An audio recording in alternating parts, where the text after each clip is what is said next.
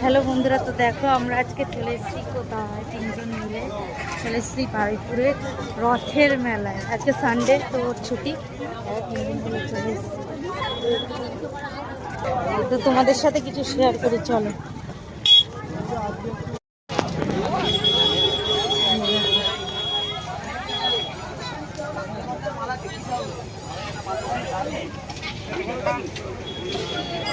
চার সাইডে এই পাশে দোকান আছে খাওয়া দাওয়ার, এদিকে এখন শুধু খাওয়া দাওয়ারই দোকান আছে।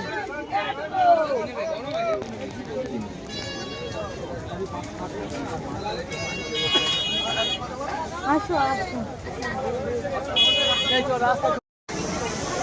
দেখো এইদিকে পাপড়ি চাটের দোকান আছে, এ পাশে ফুচকার দোকান লাইন দিয়ে আছে, এ পাশে আছে জিলিপির দোকান, মিষ্টি দোকান। দেখো এখানে আছে বাচ্চাদের কিছু চড়ার জিনিস।